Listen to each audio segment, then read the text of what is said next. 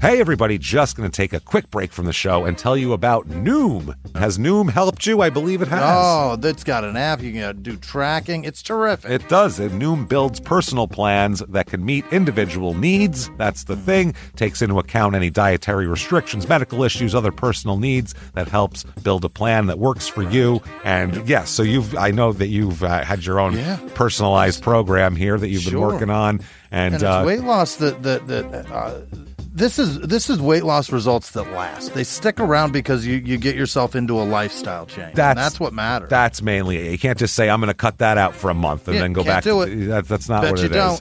So I'm glad it's helping you. That's great. And it really does. I like the psychology and biology-based approach here. Yeah. Noom Weight uses psychology. That's why they say losing weight starts with your brain, but it also takes into account your unique biological factors, Jimmy. All of your multitude flora and fauna that goes on inside of you there. Sure. Yeah. Stay focused on what's important to you with Noom's psychology and biology-based approach. Sign up for your trial today at Noom.com, Noom.com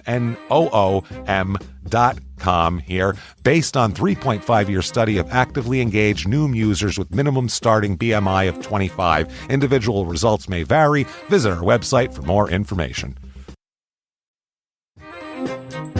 Hey everybody, just going to take a quick break from the show to tell you a little bit more about Rocket Money. It's the start of a new year. It's the perfect time to get organized, set your goals, prioritize what matters most. And for me, top priority is getting myself together here. Financial wellness, doing that, which that feels important, just feels like adult stuff that you have to do. And thanks to Rocket Money, my goals feel achievable now. They show me all my subscriptions in one place, help me easily cancel ones I forgot that I've been paying for, which happened to me, absolutely happened to me. For years, I was paying for something. I was like, what is going on here? Rocket Money found it and saved me lots of money since then, because it's been a while. So they did a great job here. Rocket Money is a personal finance app that helps find and cancel your unwanted subscriptions, monitors your spending, and helps lower your bills so you can grow your savings. Rocket Money has over 5 million users and has saved a total of $500 million in canceled subscriptions, saving members up to $740 a year when using all the app's premium features. Cancel your unwanted subscriptions and reach your financial goals faster with Rocket Money. Go to rocketmoney.com/smalltownmurder today. That's rocketmoney.com/smalltownmurder. rocketmoney.com/smalltownmurder. Now back to the show. In the depths of an Atlanta forest, a clash between activists and authorities ends in tragedy. I'm Matthew Scher, and on my new podcast, We Came to the Forest, we expose the hidden truths behind a shootout that left one activist dead and countless lives forever changed. Binge all episodes of We Came to the Forest ad-free on Wondery Plus.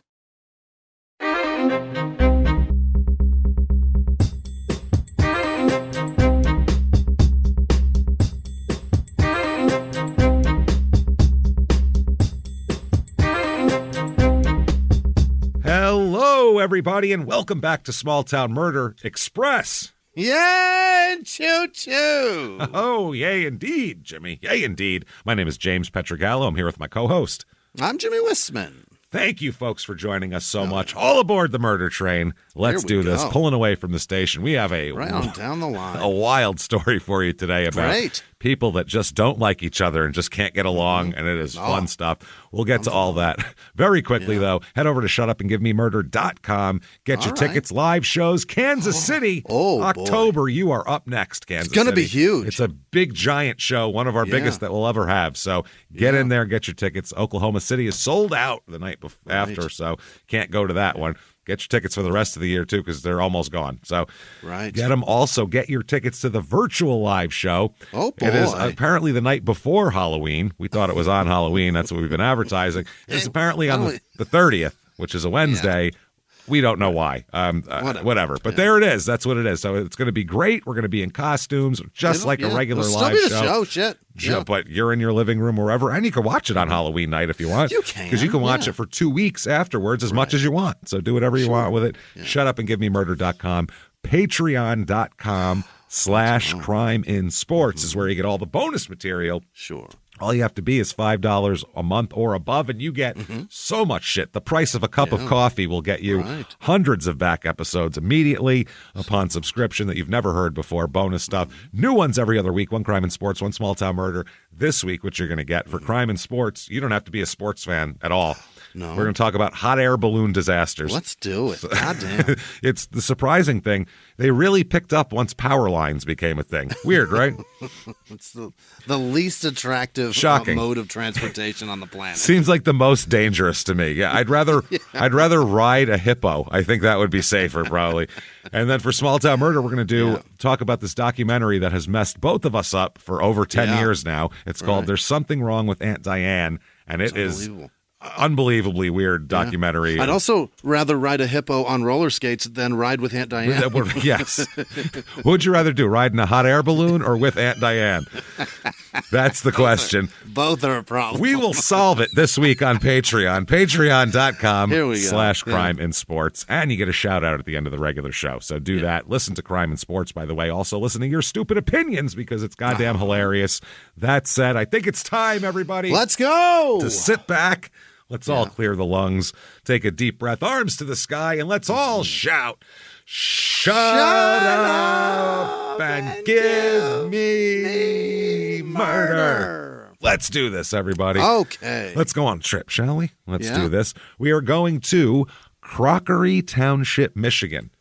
Crockery, like bowls and shit. Crockery. Like Betty Crockery. Yep, Crockery Township, Michigan. Which is like one of those big towns. It's a township that has a bunch of little towns in it. Oh. And the town that will actually, the small town we'll be talking about is Nunica. Nunica, which is in there. Beautiful. And Nunica only has about 350 people in it. So Jesus. Very small. This area is in western Michigan, about 30 minutes outside of Grand Rapids, and about an hour 10 to Kalamazoo Township, which was our last Michigan episode, sibling death rivalry. I remember that one. That was fun. This is in Ottawa County, Ottawa like Canada. Okay. Population of the whole township is about 4,500 people, 4,581. Wow. So that's all small, and then Nunica is small too. Median household income here is $81,161, which is above the national average. That's great. By over $10,000. Median home cost, very low in comparison to the rest of the country, $235,800. So not bad. You can live a decent life here. No kidding. Now, the name Nunica means pottery or earthenware. Sure. Which is interesting because then it's Crockery Township, which crockery is cookware. This a native word? It's an Indian name. The Ottawa tribe was here. Okay. So they, I guess, at or near the mouth of the creek of the Nunica Creek there was a lot of quantities of Indian pottery were found there. That's why it became Crockery Township and all that, which caused it to be called Crockery Creek, not Crockery Creep. You're a crockery creep. Yeah. Just fucking whacking it to bowls and plates and shit. Having a Nunica all the time. Yeah, Nunica's. Having a Nunica. So then they kept the word Nunica and they did that. So the first European settlers in the area were French Canadians. Sure. It was a father and a son, I guess, who passed through this area. Trappers. Probably. I'm sure it's always trappers. Yeah. Then they found zinc here in 1858. Hell yeah. Once you find zinc, forget about it. I don't even know what you use zinc for, but apparently it's something. Those pills, they put it in Centrum. From A to zinc, yeah. Old people pills from commercials from the 80s. All these old people need it, so we got to mine it. Now, in 1872, Nunica was officially incorporated. Sure. Which it says Nunica is the taken from the Ottawa word for zinc on another website. So it's either, I don't know what it's the Ottawa word for. We have no idea. There was about 1,000 people in this area in 1880. By 1924, no more zinc left. Everything's gone. We got it all. We've exhausted our zinc. So there was a big influenza outbreak in 1927 in this area that killed almost 800 people from this town. If only they had more zinc. It's a lot. Yes, maybe that would have helped. Maybe they needed more zinc. I'm not sure. More zinc in their diet. Maybe Centrum could have solved this whole problem. We didn't even know about it. So after that, the population declined. The 1930 census showed there was about 5,000 people here. Okay. Then in 1935, about a third of Nunica was destroyed by a fire. God damn. Which was the Great Nunica Fire, they called it. And it's got a name. It's got a name because it burned down a lot of the town. That's a big fire. And so badly that people just left. They were just like, well. They didn't even come back. Town's all fucked. Just like the zinc, this town is all fucked out. Yeah. And we're going now. Okay. So they said they speculated that it began when the Nunica train station caught on fire when it was struck by lightning. So either way, it doesn't matter because tons of shit was destroyed. Also, a bunch of farmland was destroyed. They never rebuilt the train station. They just went, well, I guess no more trains here. It was a curse. Don't do it. You just keep driving by now. Yeah. No more stops. And it never recovered from the fire and went into a free fall. By 1950, there was only 1,000 people there. Oh, my God. There was 5,000 in 1930. So this fire just destroyed. What the hell? People just left. They were like, well, this town sucks now. By 1957, the town was unincorporated. Now they disincorporated themselves. It's and all flammable. Currently, there's about 350 people left there. So unreal. Yeah, it's rough, man. So reviews of this town, there is no reviews of Nunica or Crockery Township. They don't want to talk about it. But I did find reviews of the Turk's Inn, which is a restaurant there in Nunica. Right. What do they got there? 11139 Cleveland Avenue in Nunica. Here's 5 stars from Christine. Service and food were wonderful. Our drinks were never empty. Food was so good and portions were perfect. Highly recommend the bacon candy. The bacon candy melts in your mouth. Gross. Yeah. A lot of people make these candied bacon things now. Yeah. I've got it. I live about 2 hours away, but definitely going to take a trip back just to eat here. Oh. Wow. You're going to go way out of their way here. Here's 1 star from Scott. Cold, crappy house-made chips. Hell yeah. Good dip, though. Angry, rude, unfriendly, unhelpful bar staff. Nice to the owner's son, though. They are? Is this a British person that the French fries They're were from San chips? Francisco. No, good dip, so I think they're dip for chips, chips and dip. Yeah. But they're saying the cold chips. Like, who wants hot chips? Yeah, I don't know. I guess if they're fresh, I don't fucking know. I don't need hot. I'll take them out of a bag. I don't give a shit. Yeah. Have you ever had hot legs? You can make them 3 months ago and ship them in a giant truck across the country. Guess who's eating? I'll love them. Bartender was so unfriendly, I didn't order an entree. Lousy hospitality, lousy experience. Huh. And then Pat says 1 star, this restaurant doesn't like people in wheelchairs. You come in, they turn you around, roll you right out the door. That's what it is. You're coming in your chair and they're like, fuck you! Send you right down the hill outside of the joint. They have enter to a chorus of boos. They have no accessible entrance or ramps. Completely illegal. Talk to the owners and managers. They always make some excuse of why they haven't. There's a law passed. They only made those laws like 40 years ago. So Right. It's been a while, guys. 85? Jesus. You could probably put a piece of goddamn plywood up the 1 step there on the side and make a fucking ramp out of it. Put a couple of rails on it. Things to do here. Outdoor shit is number 1. That's the thing. Yeah. Outdoor shit, kayaking, the creek. Sure. Outside shit, the woods. Then official things, we have the Nunica Picnic / Carnival, which is going to happen here. That's at the St. Luke Lutheran Church in Nunica. And it doesn't look like there are a lot going on. It says it's carnival time. On Facebook, 26 people were interested. And it happened already, so that tells you a lot. Feels like it was a bomb. Yeah. You're invited to a community picnic hosted by the St. Luke Lutheran Church. This free event is open to everyone. The theme is Carnival in all capital letters. Yeah. Fill your plate with roasted pork, baked beans, potato salad, mac and cheese, rolls, drinks, and desserts. Well, I'm on board for that. That sounds good. It's all your typical accoutrement of a picnic. Sounds good. Games. Kid-friendly activities. A duck pond, which they didn't. Okay. It's not for this event. They just have a pond with ducks in it. It's already there. And it's like tree to climb. Like, you didn't put it there for the event. Yeah. Bounce house will keep your little ones busy all afternoon. Have your face painted by a local artist. All are welcome. And then there's also the beer, wine, and food tasting fundraiser with Midwest dueling pianos. No information except tickets are $40 a couple or $25 each. Good Christ! So what? There better be a lot of fucking beer and wine and food tasting going on here for free for that kind of money. Those dueling pianos better be great. They better be fucking awesome. So that said, let's talk about some murder because let's do it. This is wild, man. Okay, let's talk about a lady, shall we? A lady. She is Sheila K. Luke Bong, Bonge. Really? Bonga Bong. Sheila is born October 29th, 1958.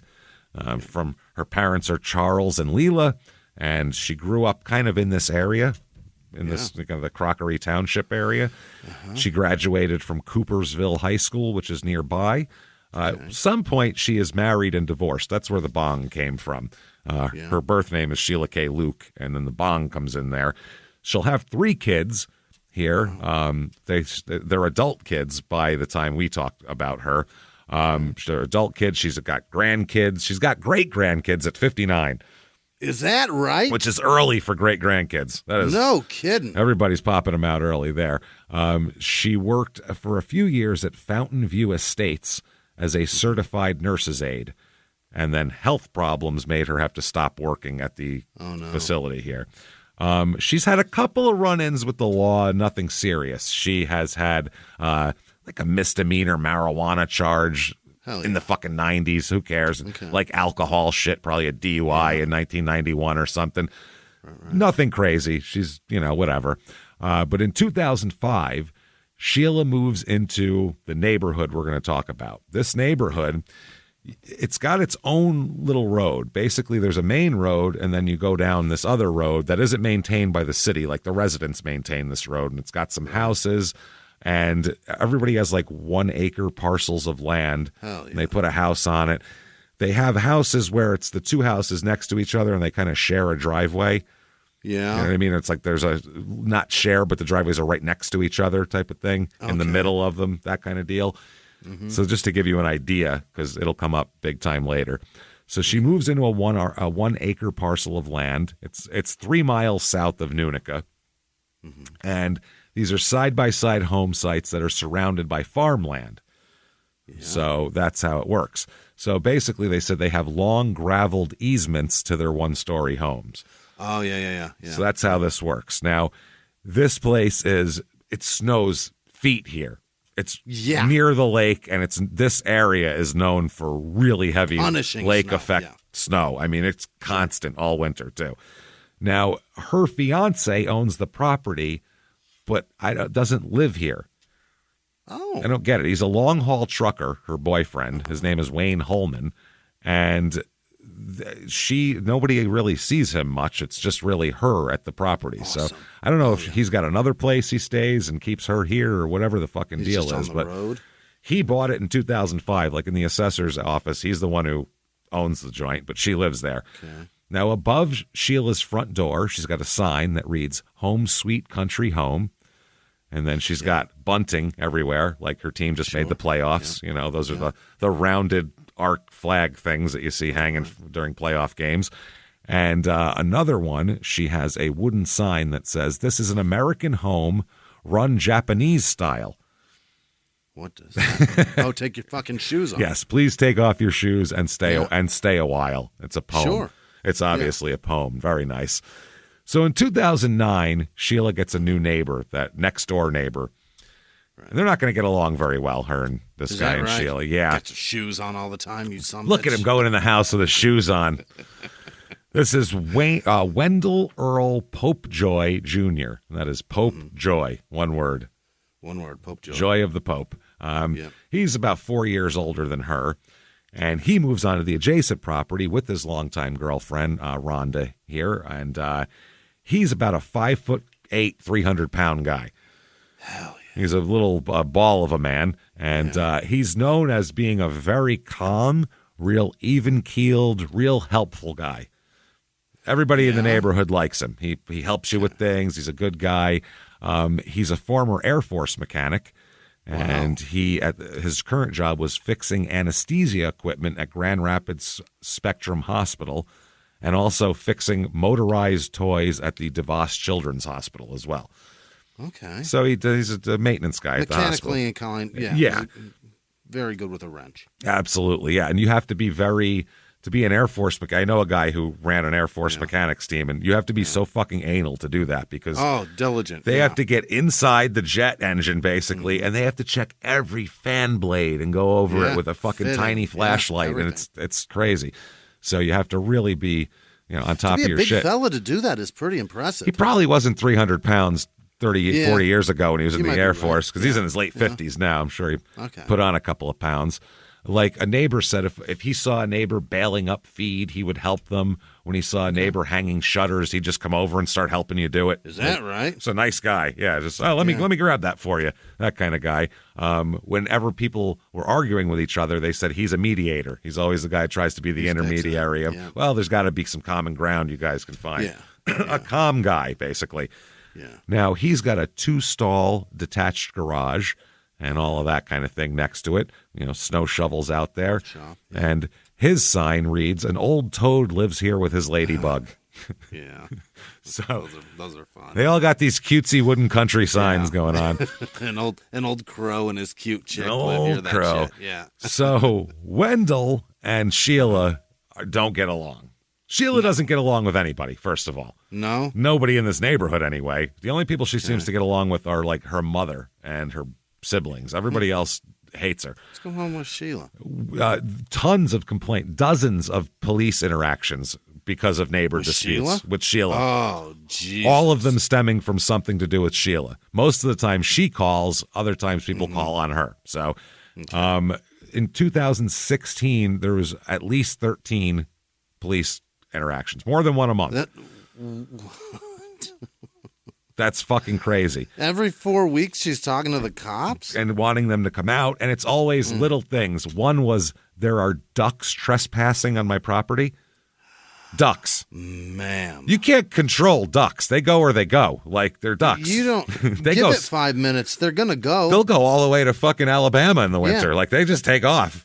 Yeah. I mean, it's crazy. That's crazy. 3 of her chickens died, or 3 of somebody's chickens died, and it was a questionable how they died. They thought they were poisoned.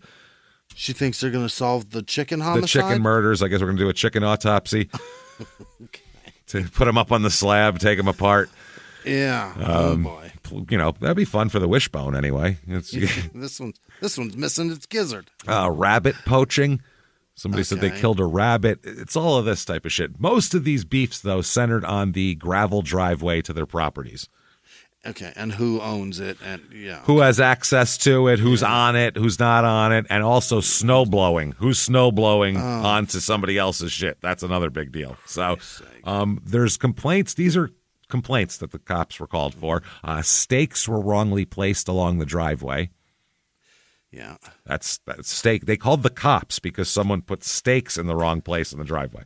The cops for that. Yeah. Imagine getting there. It'd be like, I'm going to pull a stake out and I'm going to beat whoever the fuck doesn't just fix this and let me go away. I swear to God. I'm going to smack whoever called with this stake. You got about 10 seconds before I start hitting people with this shit. So that's what you got. This is why I'm not a cop.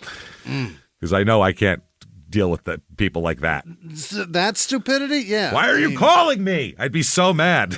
Why am I here?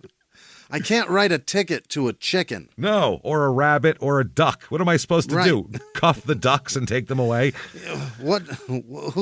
What's his ID number to write down? Like, I mean, what are we doing? You can't let like you can leash them like they're dogs or something.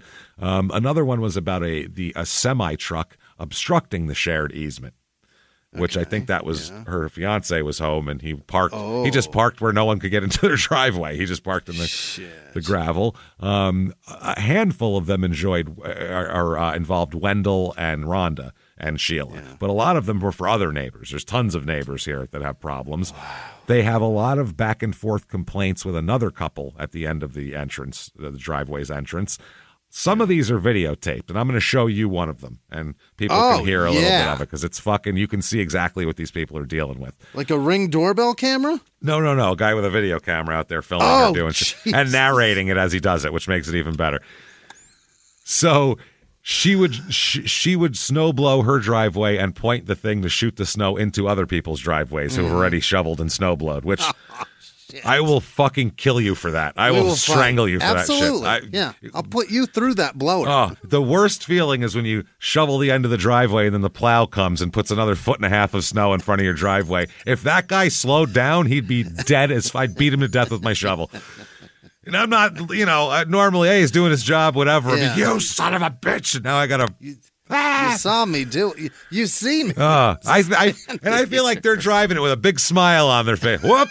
Not done shoveling yet, are you, pal? All right, there. See you later. And he drives away. Shovels, son of a bitch. Fucker. It's almost like you might as well go honk honk afterwards, just to. So I hope he's got earbuds listening to this show while he does it. No shit. So Mark Murer, I guess his name is Meurer.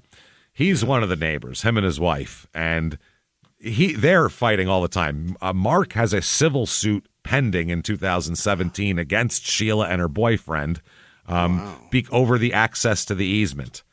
Okay. And it was they actually, in May of 2014, the Murers sought a order of protection against Sheila. Wow. And the judge did not grant it, wouldn't grant it. The judge said this is a property dispute and wouldn't grant it.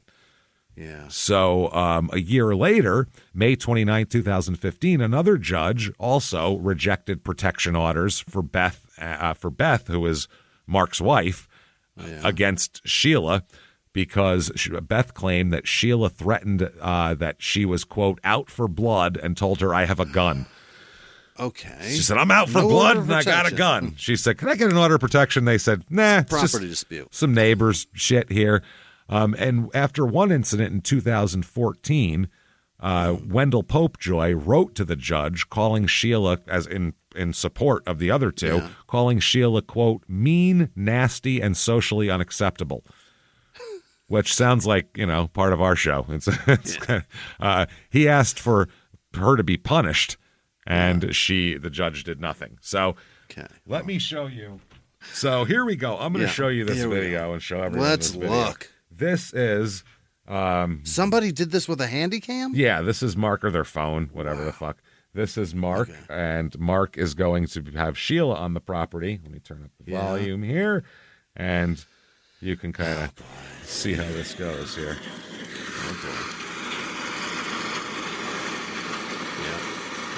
See, she's on the hay line. I'm standing on one corner and I'm looking at the other. She is out in my field, hassling and harassing me. Hassling and harassing me. It's getting ridiculous. Look, she turns around and slaps her ass at him. She's still on my property. She's giving him the finger. Watch. This is crazy. She'll run out and dance into the field. Nothing except mow my hay. There she goes out. What is she doing? Watch, she's dancing. Why? Giving him the finger. Just to piss him off. Because Is she coming back? There she Yeah, over the property she line sure again. is. And this is Going anywhere. This is getting ridiculous. This is getting ridiculous. It is, sir. I agree with you. I don't disagree. Getting ridiculous. But she does that. Like, that's you could see there is, Mow my hay without being harassed. can't even mow my hay without being harassed, he says. Yeah. But there's a clear differentiation of property lines where he mowed, and she's going out, looking at him filming, and dancing and giving him the finger and slapping her ass on his property just to go, fuck you can't do anything, I'll do whatever I want. What is that? That is, she's an asshole is what that's called. I believe that's the technical medical term, I believe. Yeah. She's trespassing. She's a duck at this point. Yeah. I mean, why is she doing that? I don't get it. To piss people Does off. Is it the noise of the mower that she doesn't like? No, she has to mow her shit too. Everybody has to do all this stuff. What causes her just to do that? She does shit all the time. Deputies on various occasions described Sheila as, quote, seething with anger. This is the cops when they arrive, when she calls them. Seething with anger, extremely hostile, and also irrational and hard to understand. Hard to understand. She calls the cops. They show up. She starts going batshit crazy. They're like, we don't even know what the fuck she's talking about. She's just ranting and raving and being irrational. One deputy wrote about a November 3rd, 2015 incident, not sure if she even remembers why she called 911. Meaning So she's not sure that she remembers. She said, I don't know why I called, but I'm very mad and I hate these people. Something's wrong with her. A little bit. A deputy wrote on March 22nd, 2016, that he was told by Sheila to, quote, fuck off. Yeah. Did he do it? And to, quote, get the fuck off my property. Terrific. And then the deputy wrote, this behavior from Sheila is common during police contact. So it's not just the neighbors. It's even she calls the cops. They come out. They don't want to be there. And then she yells at them and tells them to fuck off and go away. It's worse than they don't want to be. There's nothing they can do. No. There's no law was broken. Nope. I mean, they have to answer a call. But, you know, after a while, I think you could be able to tell people, listen, if you call and you don't say that someone is dead or dying, I'm not coming. Yeah. Because this is crazy. Yeah. You're wasting resources. You're wolfing right now. Or start billing her. That would be the other thing. That's what we should do. Yeah. Is if you make, calls that shouldn't be made. Erroneous. Yeah. Here's a fucking bill. There you go. Yeah. Because I'm not paying for that. Why do we have to pay for that? Because this fucking lady's crazy. Hey, everybody, just going to take a quick break from the show to tell you about the safest sponsor ever, Simply Safe. Absolutely. These people will keep you safe. It's amazing. You know that every 26 seconds a burglary takes place in the United States, according to the FBI. That means that by the time this podcast is over, dozens and dozens of homes will have been targeted, ransacked. God knows what happens here. So protect your home before it's too late with Simply Safe proactive security system. Simply Safe helps stop threats before they even have a chance to break in. Named Best Home Security System by U.S. News and World Report 5 years in a row. And by us for about the last 8 years as well. If you trust us, believe me, you want Simply Safe. So visit simplysafe.com/small to claim 50% off a new system with professional monitoring plan and your first month free. That's simplysafe.com/small. There's no safe like Simply Safe. Now back to the show. This show, Small Town Murder, is brought to you by BetterHelp. Get yourself some therapy, everybody. Honestly, here. We often hear about, red flags that you should avoid. Hey, that's a lot of a thing. It's become a real phrase now, real cliche. But why don't you focus also, you look at green flags in friends and partners. Look for good things as well. Right. And maybe you're not sure what that looks like, though. Therapy can help you figure that out. What are positive things? What are the green flags? And then you can practice them in your relationship. It's absolutely a fact. And so, honestly, we absolutely are huge advocates for this. It really, really helps. BetterHelp is fully online, making therapy affordable. It's convenient. They serve over 5 million people worldwide. You can access a diverse network of more than 30,000 credentialed therapists, wide ranges of specialties there. Here's the coolest part. You're not getting along with your therapist, you're just not feeling it, you can switch at any time, no extra charge. Wow. The thing is, they want you to get help. That's it. And you can do it with BetterHelp. Discover your relationship green flags with BetterHelp. Visit BetterHelp.com/smalltownmurder today to get 10% off your first month. That's BetterHelp, HELP.com/smalltownmurder. Now back to the show. So September 2017, a complaint against Sheila was put into the court for a personal order of protection, another one from another neighbor.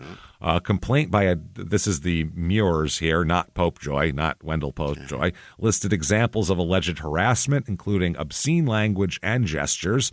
The protection order was denied, and they noted insufficient evidence of immediate and irreplaceable harm. So you haven't proved that you're in harm's way, basically. Was that Wendell or Mark this that is made Mark. The video? Mark that made the video. That's okay, Mark. Yeah. Now, the judge said, quote, the judge can't order police to be nice. It can't order people to be respectful. What the court is particularly disinclined to do is to be the personal police officer for your neighborhood disputes. Exactly. That's what they told the person trying to get the order of protection against Sheila. Oh. So basically, I'm not going to get involved in your neighborhood bullshit, which what the hell? Seems a bit irresponsible after this. Yeah. November 2017, Donetta Gould, who's 81 years old at this time, by the way, nice little old lady. She drove, I guess Sheila drove past Donetta Gould while Gould was walking. She's 81 and takes a daily walk, to keep the blood flowing so it doesn't stop and she just dies. Apparently, Sheila lowered her window and said, quote, quote, "Hey, bitch, I hope you fall out and break your hip," which is both mean and hilarious at the same time. So Gould here, the 81-year-old, said she gave her the finger. She gave Sheila the finger. I would love to see an 81-year-old woman be like, "Fuck you, Sheila. That's hilarious," number one. And Gould said it's even, and then Bong gave her 2 fingers back. So, you know. I'll give you both of them. All right. Donetta said, even now it's hard to believe that she did that. That's just the way she was. She flipped people off all the time. Just buy one, get one. That's it. So Beth also, this is Beth Muir, Mark's wife. She said this, quote, "She was a horrible, mean person to me." Saying that Sheila would routinely call her vile names and scream at her for unprovoked reasons. Sure. She said that the neighbors talked jokingly with the police about the possibility that maybe Sheila would, quote, "yell herself into a heart attack." And they all said, hopefully, that'd be good. Fingers crossed. Even the cops were like, I mean. That'd be great. Yeah, Jesus, we'd have to stop coming out here. That'd be terrific. For the 911's sake. So the easement is the big issue here. Yeah. That's the easement is, I mean, there's a million others, obviously, fucking ducks. Sure. You don't want to have ducks walking around. You can't have that. Lost ducks. But there's common places those are tough. Man. That's going to be difficult. So I was just watched this this interrogation of this lady in Florida who there like condos. And there's a common area for the condos. And nobody owns it. You only some of those people have a quad drive too, where you got a driveway for 4 people. This is a common grassy area at a condos. Spot? Like you own like your doorstep and that's it. Yeah. Everything else you don't own. So these kids are playing, and this old lady kept not even that old, but she kept like yelling at these kids. It was 3 kids. They were like 6 to 12, the brothers and sisters. Oh, for heaven's sake. And she would yell at them and call them fucking names and tell them to get off the. She'd call the cops on them. The cops would come out and go, "You want me to arrest children for playing in the grass?" Right. They go, "Well, they're just screaming." And they go, "Well, kids scream while they play. They're outside. Like, what do you want? Who cares? You know what I mean?" Anyway, this lady at one day, she like snapped on these kids. She like called them the N-word and took their iPad and threw it and broke it. And then went in her apartment or went in her condo. Yeah. So then the kid's mother comes, knocks on the door like 3 times, and this lady just shot the mother through the door and killed her. Wow. Killed her. Mother of 3, dead on the door. Hate crime. And no. She said self-defense. I was terrified she was going to break the door down. And the cop in the interrogation goes, "You see her like outside, like, bench pressing, lifting weights? Is she like a, do you know she's like a lady? That's what I mean. Do you see her out there like, training?" And she's like, "No." And then she goes, "Well, how do you expect her to come through a bolted door then? What are you talking about?" Like, it was ridiculous. But it was a similar thing. It just went back and forth and escalated to the point where somebody decided they were going to, quote, stand their ground. And then you have problems. So apparently Mark and Beth here were suing Sheila to assert ownership of the driveway easement past the Pope Joy and Bong residences. Okay, the rest of that. Okay. They claimed control, the Muir family there. Apparently the Muirs bought the acreage surrounding the homes and the easement in 2012. So they own it. Okay. Like the assessor's office will tell them they own it or whatever, but Sheila's not having any of that shit. So there has to be a big legal battle here. Oh, my God. Now, Wendell's fiance here, Pope Joy's fiance, Rhonda Clark, said, quote, "She said, we better find another way to come into the driveway because she's going to own everything." That's what Sheila told them. Right. And she said, quote, "At one point she had an encounter with Sheila, and Rhonda Clark said, I called the police. That's when she tried to hit me when I was putting up the rope." She was putting up a rope to like rope off her driveway, and Sheila came over and hit her. Wow. So that's illegal. This is a lot here. The sum total of neighborhood fuckery is, in a matter of 3 years, the police were summoned 54 times for neighborhood disputes, which is insane, obviously. That's so much. That's almost twice a month. That's ridiculous. Ridiculous. They said 5 times judges denied neighbors' requests for personal protection orders against Sheila, or Sheila against them, because sometimes they would file against her and then she would file back. May as well counterfile. Yeah. And also, prosecutors at least twice chose not to bring charges against Sheila for things that criminal activities that they were saying, hitting somebody, damaging property, something like that. Christmas Eve 2017, so December 24th, Sheila has a gathering with family and friends and all that kind of thing. She talks to people, and the Popejoy, Wendell Popejoy and Rhonda on Christmas Eve, they have a gathering of family and friends, and he finds out that basically they get served with a subpoena to testify in a property dispute on Christmas Eve. Wow. They don't have to testify Christmas Eve, but they get the subpoena. Right. Christmas Day goes by uneventfully. December 26th, the day after Christmas, no one can find Sheila anymore. Oh. She's gone. Apparently, she had been contacted by phone about 2 p.m. on Christmas Day. So family members talked to her on Christmas Day, and she went to a family thing on Christmas Eve. So she's been seen then, but after that, no one's seen her. She was at her home on Christmas Eve. They're saying she's 5'3", 115 pounds, and missing. So she's a tiny little mean lady. Yeah, tiny little mean lady. Yeah, that's what I mean. She is wacky. So now there's a reason she's missing, and we'll find out what it is. Sheila apparently on December 26th was snow blowing the easement in front of the houses there. Yeah. She's snow blowing the easement and, of course, blowing snow onto Popejoy's driveway from this. So he's like, great, now this is pissing me off. And snow blowing is her way of, like, claiming ownership over this easement. Like, I'll snow blow it because it's mine. Yeah. So it's about 10 a.m., and Wendell Popejoy's in his house having a cup of coffee when he sees Sheila out there snow blowing. Yeah. So he puts his coffee down. He goes into his bedroom. What? Opens up a dresser drawer. Removes a .22 pistol from the dresser drawer. Okay.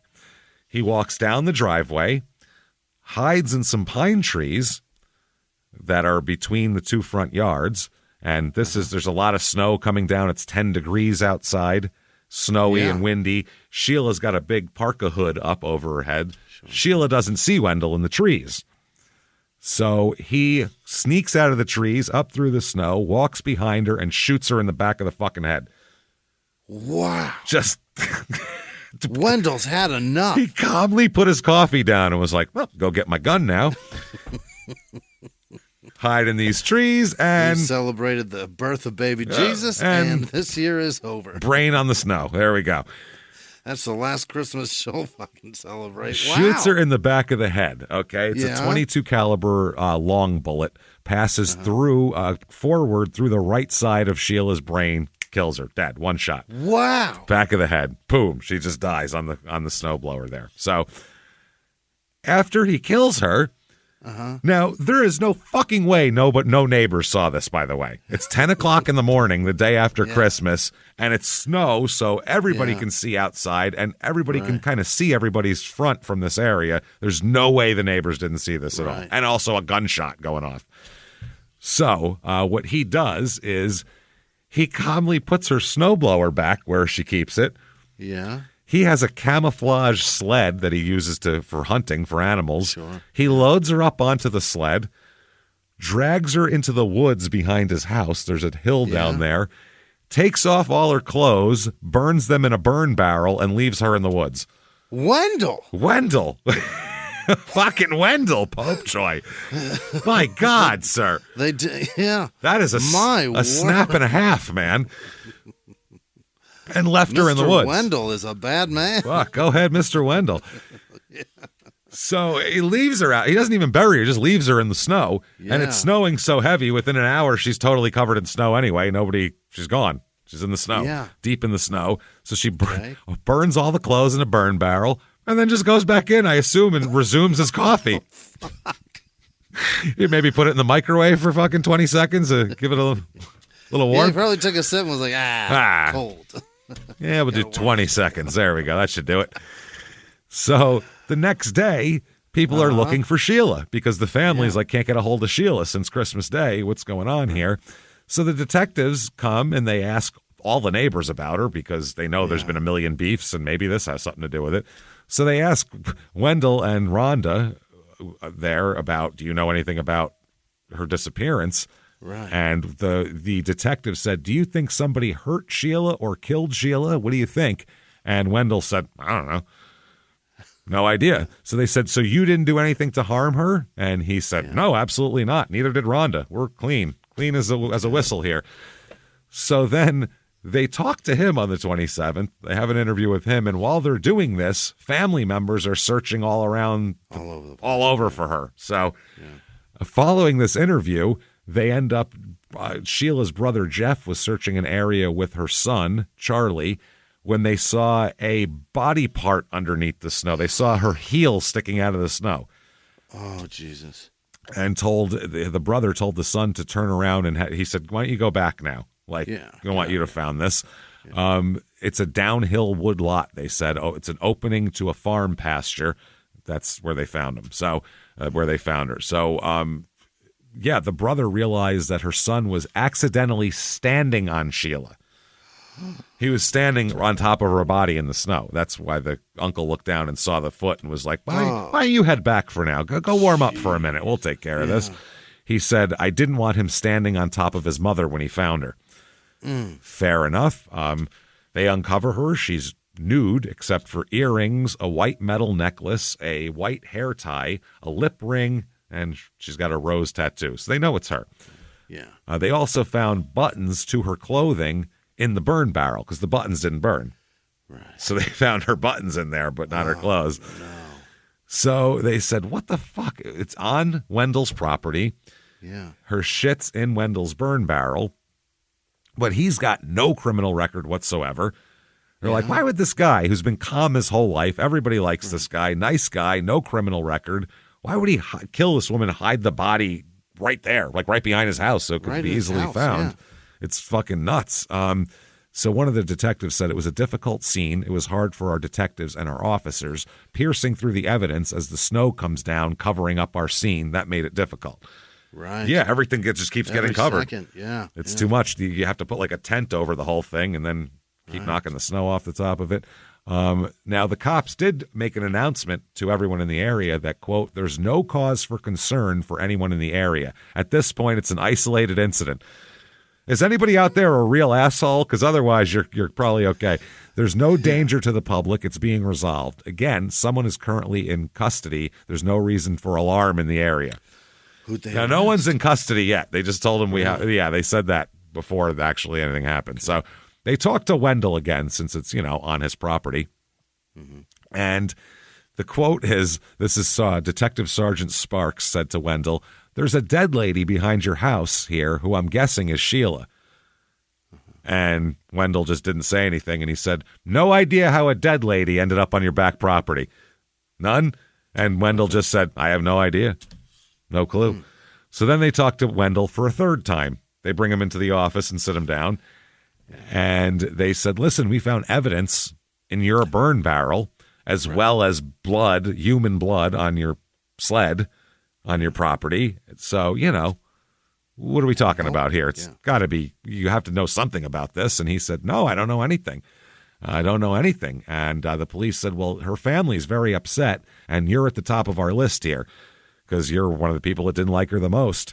And one of the detectives said, quote, you know what you did. Why, you just don't want to tell us. Mm-hmm. So this goes on for 6 hours of, you know what you did? No, I didn't. No, I didn't. Blah, blah, blah. And then finally, they said, did you or Rhonda hurt or Sheila or kill her? And he said, no. And so they said, okay. They asked about a previous report that Sheila filed that claimed Rhonda fired a gun at her. Oh. And so they asked what happened there. And Wendell said it wasn't true. She said, quote, she wouldn't waste her bullets on her. Okay. Then after 6 hours, he says, you know what? It's 3:30 a.m. right now. Yeah. Fuck it. He said, I just quote, want some goddamn sleep. The detective said he asked for a pen and paper and said, let's finish this and what's done is done. Oh, he said, I, Wendell Popejoy, within the spur of the moment, decided to shoot and kill Sheila, put her in the backyard, and take full responsibility for all actions to deceit and cover up the crime. That's his exact words that he wrote. He confessed. He said, I came up from behind her. I hid out in the trees, and I shot her. He said it was spur of the moment. He kept saying that, spur of the moment. I looked out. I saw her. She would blow snow into all the driveways to aggravate us, and it was enough already. Yeah. He said Sheila was snow blowing the easement driveway out in front of his residence. This is what he wrote. And Wendell stated that he made the decision when he saw Sheila to kill her. Okay. So he grabbed a gun from his home, went out to the easement where Sheila was blowing the snow. He stated he went up behind Sheila and shot her in the back of the head and disposed of the body. He described it as, quote, like, picked her up, quote, like a sack of potatoes and put her on the sled. Wendell, that's still premeditated. That's not good, man. Wendell. I just picked her up like a sack of potatoes. You guys don't understand. She's a bitch. You understand? She's been a real pain in the ass, though. You ever had like a real asshole around you, though? Wendell. Like Wendell.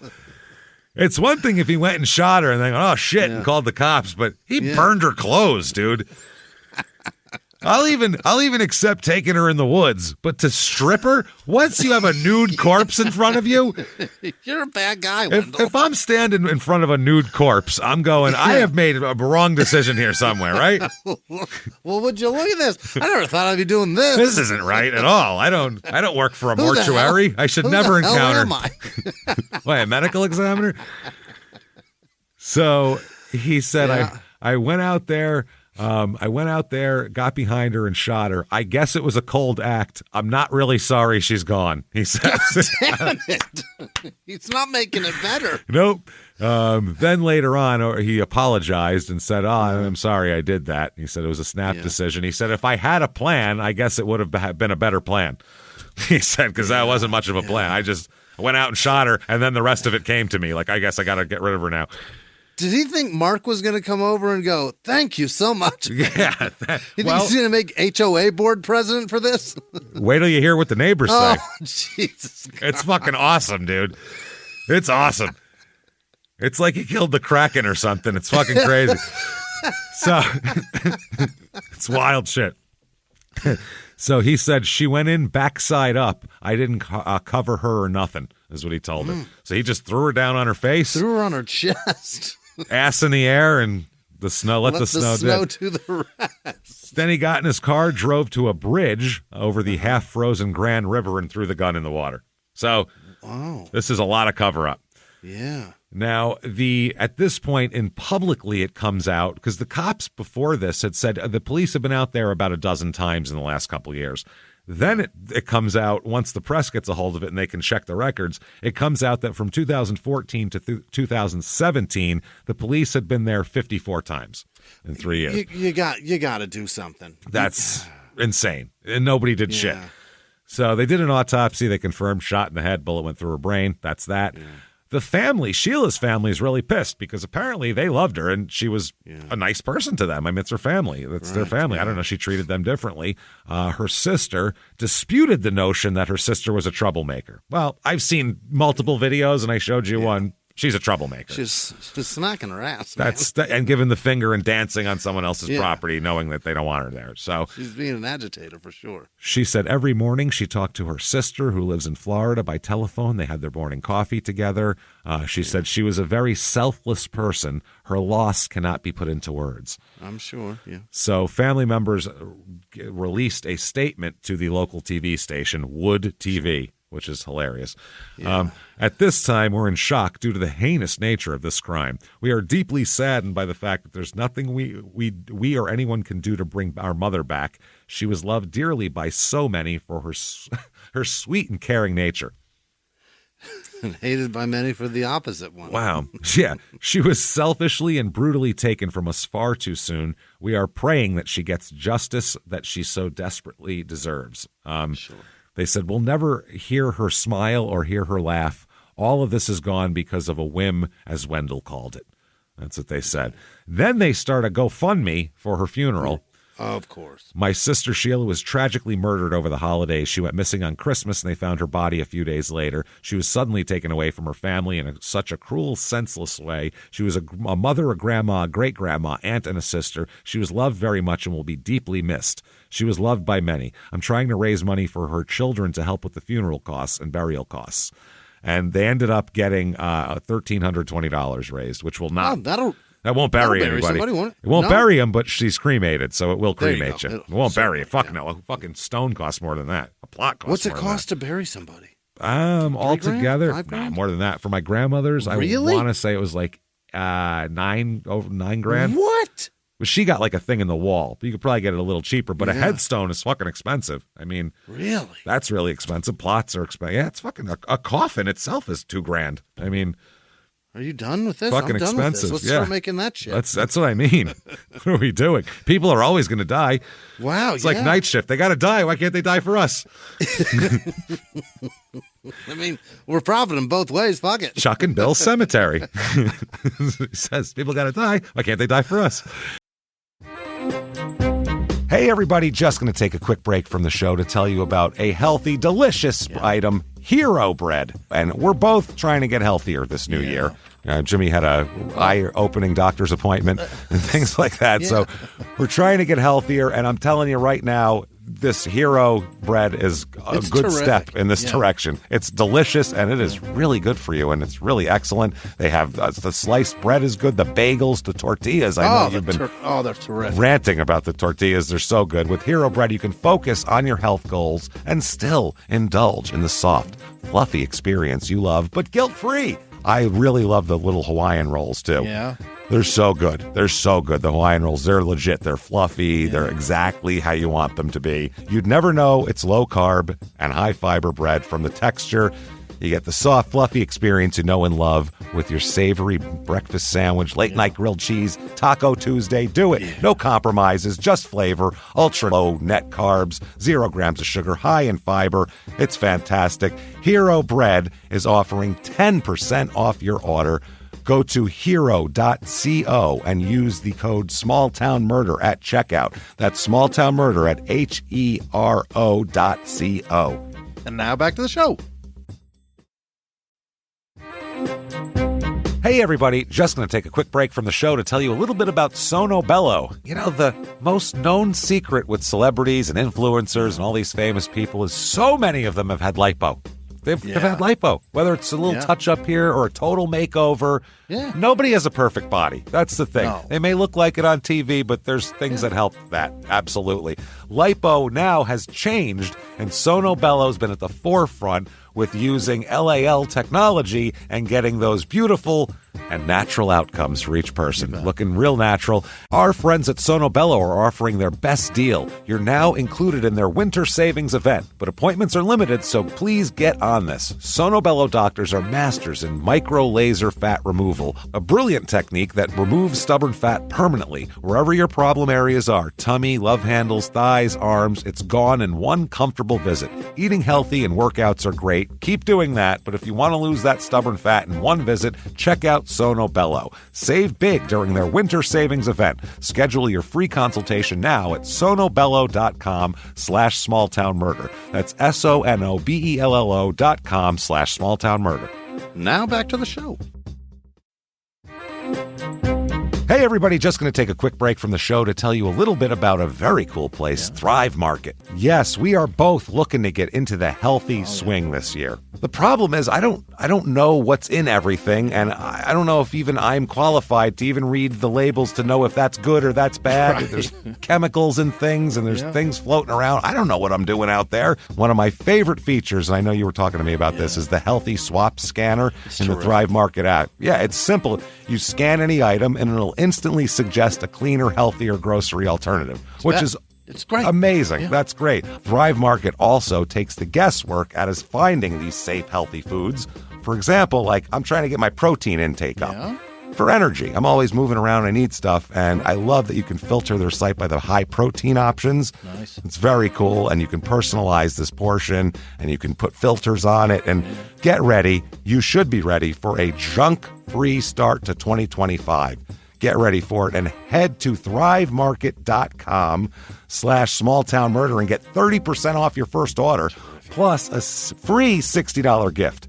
That's THRIVE market.com/smalltownmurder, thrivemarket.com/smalltownmurder. Now back to the show. Chuck and Bill's. It sounds like a fucking... It sounds like a bar. Yeah. Like a sports bar. Chuck and Bill's Cemetery and Sports Bar. So Sheila's friend, who I guess a friend of hers, said that Sheila had told her about a recent run-in with a neighbor over snow plowing, and that she'd been having a really difficult time with her neighbors. Okay. That she caused for the most part, it seems like. So Popejoy, Wendell, has no criminal record, but he's going to be charged with felony murder and using a firearm in a felony. Sure. And he's held without bond. Neighbors react. Here is Andy Gronink. He says, "It's sad that she got killed, but I feel for the guy who killed her." Nobody ever says that. He said, quote, "I wouldn't care if he got nothing because he wouldn't shoot you or me." In other words, if you're not a complete fucking bitch to him for 3 years or 6 years, he ain't going to shoot you, so don't worry about Wendell. I've never heard that quote about anybody. No, he wouldn't shoot you or me. That's some Midwestern niceness that you have to read between the lines. I wouldn't care if he got nothing. Wouldn't care if he got nothing. He wouldn't shoot you or me. You snow blow in his driveway, then you'll be all right. Probably not. So, that's amazing. And Muir has some funny shit to say, too. Yeah. Rhonda Clark, now, they're trying to say, was Rhonda in on this, the fiance, Wendell's fiance, because she was believed to be inside the home when the shooting happened. Police say when he confessed, Wendell confessed, he said that he told Rhonda about the killing. But then when they talked to Rhonda, she said, "I didn't know anything about it. I don't know what you're talking about." I wouldn't know anything either. She claimed Wendell never admitted the crime to her, and she also said she never heard a gunshot. She was asleep the whole time. Good move, yeah. I don't know nothing. I was sleeping. Yeah. But he had said multiple times that she would. Then later on, he said multiple times that she was sleeping at the time of the shooting, but he later told her about it. He said, "Yeah, she wasn't awake knowing what I was doing, but I told her later, I shot the neighbor. You won't have to worry about her anymore." They said maybe that's where she said, "What did you do?" as he tried to remember the sequence of events. And Wendell said I took care of the problem. Rhonda said that Wendell and she and Wendell lived in hell because of Sheila. He said he just snapped, she said. "Anything we tried, everything was by the law, and this happens. I miss my Wendell," because he's in jail. So Sheila and Wendell's loved ones say authorities should have done more to stop this to begin with. It's not like they didn't have 54 occasions to maybe fucking do something here. Yeah. Rhonda Clark said the judge and the prosecutor, they knew this was going on. They knew it and didn't do anything about it. Then she said she was an evil woman. And started playing ELO in the background. I was like, yeah, take that. Smacking her ass. She said he's been out there in the garden while she belittled him and abused him and swore at him. She just she would just yell shit at people for no reason. She said that maybe if law enforcement had acted on the complaints against Sheila, this shit might be different because maybe she would have stopped. She believed that Sheila believed that she had owned the easement even though she didn't. And that's how that went. Clark said, "We were caught between a nightmare that was horrible, and there are two sides to every story." Sure. But we've heard his side, and it's just, I put my coffee down and shot her. Like, that's not a good side. That's not a good story. It's a terrible side. It'd be a better side if it wasn't, then I stripped her corpse nude and burned her clothes, which that looks, anytime you strip a murder victim, it looks terrible at that point. Looks like you jerked off on her, even if you didn't. You know what I mean? Yeah, when you're standing beside a body of water, chucking a firearm into it, you know that you did something wrong. You know that you've done something that isn't correct here. Nude corpse, gun in the river. I've done bad things. Shit. Chucking a firearm into a body of water says, "I'm going to jail if they find this." How often have you ever been around a nude corpse? Ever? Never. Not once. No, every corpse is clothed with like in a suit or a dress with a fucking rosary in its hand. Yeah, the whole deal. In its proper place. Casket. With the man of the cloth standing over it. Somber music and shit. Sheila's daughter Jane said, "I think they could have paid attention that there was something more to this," talking about the cops here. Yeah. In a recorded phone call from jail, Wendell told Rhonda, quote, "I just wanted to take care of the problem in the neighborhood. That was my thinking. I didn't want to be just wanted to solve some shit." So they took Wendell on a field trip from jail, and he showed the police where he tossed the weapon, but divers couldn't find it. Nobody could find it. It must have got swept away. So they had the trial for him, and the prosecution said, because the prosecution's they have a little bit to overcome because they have to acknowledge that nobody likes this lady. Because other than her family, everybody else that's going to come up is going to go, this fucking lady was evil and she sucked and I hate her. So in the opening, the prosecutor says she will be described as a very unpleasant lady. The reports I saw were incidents that were really not chargeable. For example, kicking snow on someone's car. With hindsight, had anybody thought that he had potential for violence, that was not on anyone's radar, is what they say. Right. Then he added that just because she's an asshole does not give Wendell the right to kill her. Right. He said, murder's murder. I mean, That is true. It's impossible for me to imagine a more premeditated crime than what happened here. That's a little bit of an exaggeration. You've certainly seen much more premeditated. Yeah, I would say so. I think it's more post-meditated. Like, I shot her. Oh, fuck. Now I got to do some shit. Yeah. I got to think about it, but she's already dead. Now, the defense attorney said that he didn't disagree. He said, I don't disagree with much of what the prosecutor said. He did shoot her, and she was a bitch. So just to let you know, she said, the prosecutor or defense attorney said, every time for the 8 years Wendell lived in that home, she would intentionally crank the snowblower to close Wendell's driveway. This is years and years of the same type of antagonistic behavior that he finally snapped. He finally had enough. That day was his breaking point. Mm-hmm. And he said, would charges have escalated this even more? Hell, I don't know how much more escalated you can be. Because the prosecutor said maybe if Sheila had been charged by the police for other things, it might have escalated the feud. And this guy went, how much more escalated can you be than getting shot in the back of the fucking head? Yeah. He said, he just snapped. He reached his wit's end and he shot her. Then he realizes, my God, I shot her. He said he didn't plan it. He said it happened in the spur of the moment. No plans, it happens. And he said he asked the jury to find Wendell guilty, but not of first-degree murder. It wasn't he said it wasn't a premeditated. There's no defense to it as far as whether he did it or not. That's not, and it wasn't self-defense. But they're saying, listen, reasonable minds here, let's not call it first-degree murder. Let's make it something less than that, a manslaughter, a second degree, some shit. Now, the judge makes a decision that the jurors are not going to be told about 99% of the beefs that have happened over the years. What? So they don't get to see the videos of Sheila giving the finger and slapping her ass and doing all this shit. They don't get to see all the police reports of Sheila being incoherent, screaming at the cops to get the fuck off and yelling at old ladies. They don't hear any of that shit. All they're going to hear is he walked out of his house and shot her? The only things that they're going to hear are things that happen between Wendell and Sheila, which is a few things, but it's nothing compared to her with the rest of the neighborhood, which is everybody at that point. Mm-hmm. So none of that. Now, Sheila's fiance, Wayne Homan, he testifies. He said he didn't believe that Sheila was mean to her neighbors and said Sheila told him that they antagonized her. I'm sure she did. Which we've seen the videos. No, that's not true. He said she wasn't like that. They used to rile her up, harassing her all the time. And they said, well, what about all the other witnesses that say the opposite? And he said, they must be mistaken. I know my Sheila, she's a rose. Yeah. I don't know. So it's my hummingbird. One neighbor here, Mark Muir, does get to testify. And he says that Sheila was a source of grief in the neighborhood, the source of grief. He said, we tried to obtain relief from Sheila in any way that we could.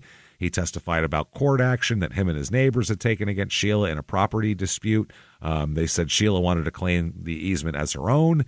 When he was asked when did all these hard feelings start, he said, I don't know if there was ever an opportunity for good feelings. He said it was hard. He said the problem about Sheila is she was relentless. He said her relentlessness is what drove you fucking crazy. She'd abuse you for hours if you were outside. She never got bored. He said she would holler at him while he worked on his farm. And he said it went on and on and on, and she just never stopped. So his wife would document every encounter. They'd call the cops, and the cops would come, and nothing would happen. Yeah. So he said, this Muir guy, I love this guy, he said that he didn't like Sheila and didn't refused to help her family members look for her when she was missing because he said, I didn't give a fuck where she was. Couldn't care less. Wow. He said that the police showed up after she was reported missing. Rescuers set up spotlights, and he told an officer that he wasn't going to help in any search. And he said, I'm not helping shit. And the cop turned to him and said, we've heard that a lot. He said, I don't. Many people have told us they're not helping. Don't fucking care if she's missing, is what people said. Good. Fuck her. Huh. I mean, you're going around house to house and they're going, yeah, I don't give a shit. Fuck you. Wow. It was only her family really looking for her and the cops. That was it. He said, quote, I had really no interest in helping at all. So during cross-examination, he was complimentary about Wendell, though. He said, Wendell will help you without even asking. He never did shit to anybody. He's a great guy. Right. So another neighbor talked about Wendell and said he's a very pleasant neighbor. It's very pleasant. So what do we do here? I mean, it goes to the jury. The jury, we 100% know what happened. But what do you find him guilty of? You got to find him guilty of something. You've got to. Shitload of options. Well, they find him guilty of first-degree murder. Is that right? First-degree fucking murder they find him guilty of. I mean, he went into the bedroom. What else would he have gotten that gun for? Yeah, but I mean, is that how quick does a snap have to be for it to be a snap? Yeah. If you have 30 seconds to put your coffee down, go get your gun, is that not snapping? Is that now? Is that a plan now? I think so. That's what I mean. Legally, I mean technically, even if if he had his gun on him and they were standing face to face and it happened, deciding to grab your gun and pull it out, that's premeditation, isn't it? Isn't anything premeditation unless you accidentally run someone over with your car? I guess in that regard, anybody that's carrying a gun, that's premeditated, no matter what happens, because a case could be made. A case could be made for it anyway. Sure. So I mean, I don't know. It's a hard to me. It's the post-murder things that are the hard part. The disposal and the standing next to a body of water and chucking a firearm. Yeah, those two things are hard to get over. But I mean, if he, like I said, if he shot her in the lawn and then immediately called the cops, I think we're getting a different verdict here. Yeah, maybe. So he is sentenced to, you, sir, may fuck off, life without parole. Holy shit. Yeah, that is a lot. So as Popejoy left the courtroom, a man yelled at him that he should look out for himself in prison. And then some other woman said, there's two sides to every story, asshole. And that's they argued with each other, which is hilarious. Fantastic. That's great. I love it. Oh, my God. Now, her family, Sheila's family, said he won't get out, but that doesn't bring back my sister, is what the sister said. They said the family's still struggling. They said the kids said no matter how old we are, we need to have a mother to call, and her children no longer have her there, which is true. Her kids liked her. So Rhonda, she said about Wendell, he's a good man who didn't deserve to be locked up for the rest of his life. And, this is crazy. So May of 2020, Wendell appeals this whole thing. Yeah. He argues that the jurors should have been allowed to consider manslaughter as a lesser offense.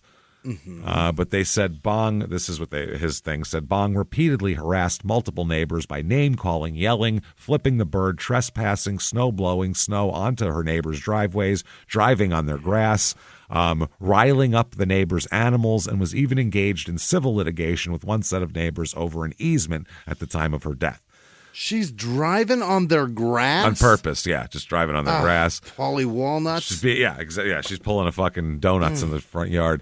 So they said first-degree murder is defined by and includes, in relevant part, a killing by means of poisoning, lying in wait, or any other willful, deliberate, and premeditated killing. That's first-degree murder, which is a really broad spectrum.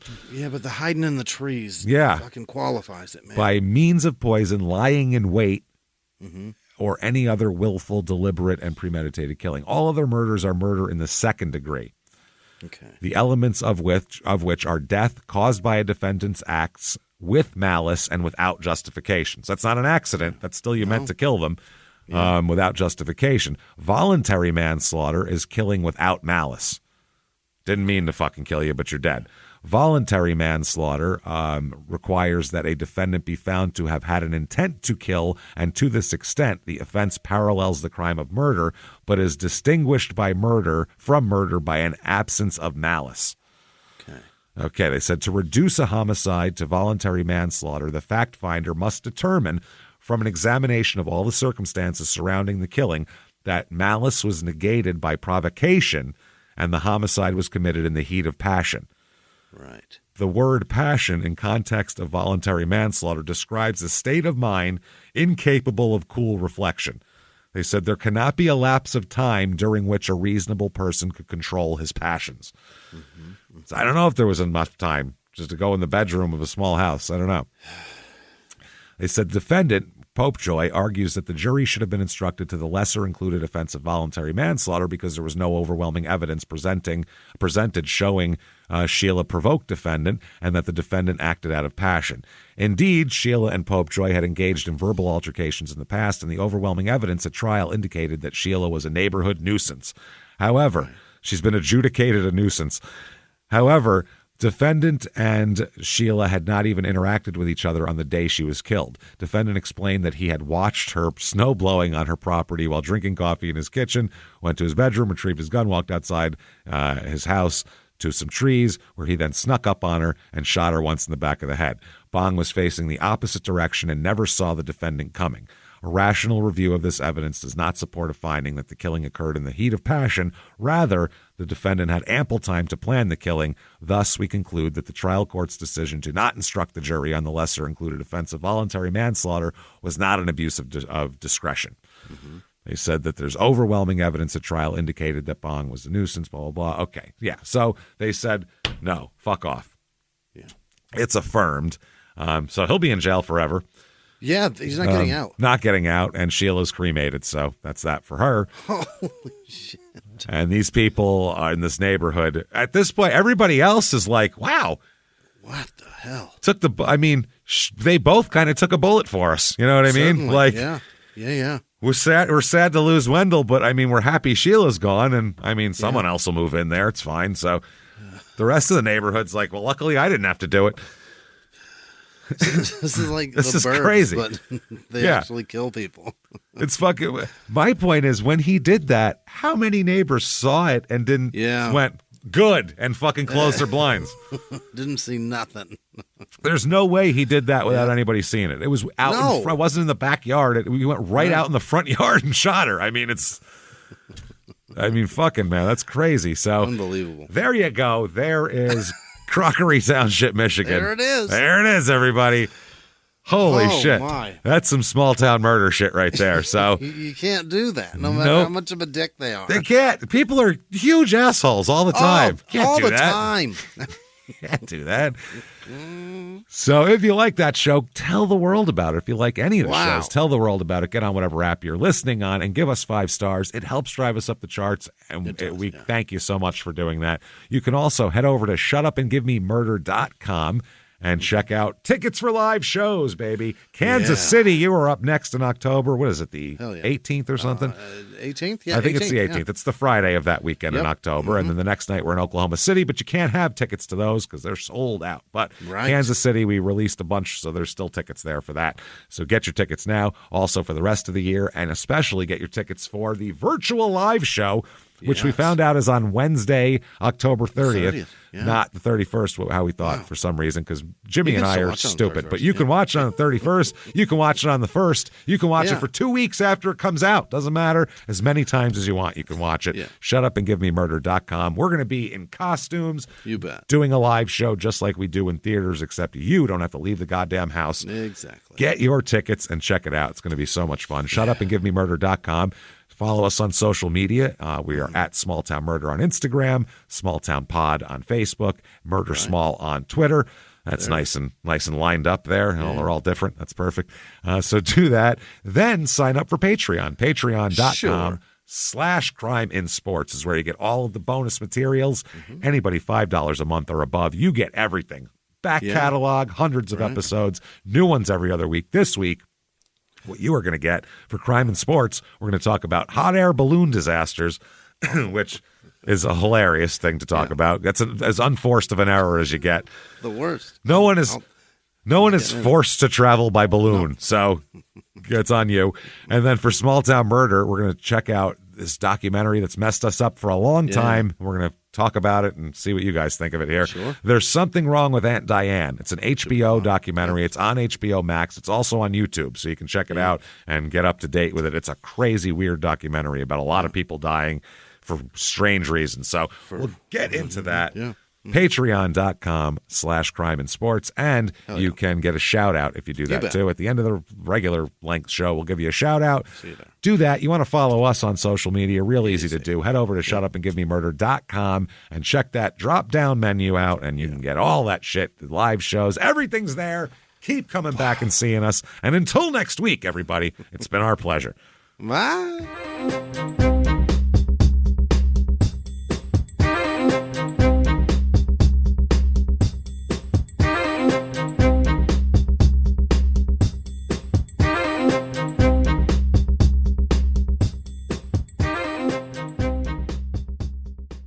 If you like Small Town Murder, you can listen early and ad-free now by joining Wondery Plus in the Wondery app or on Apple Podcasts. Prime members can listen early and ad-free on Amazon Music. Before you go, tell us about yourself by filling out a short survey at Wondery.com/survey. Have you ever gotten a message out of the blue? Maybe you ignore them. Or maybe you end up in conversation. Maybe they tell you about an amazing offer. I can really show you how to make some money.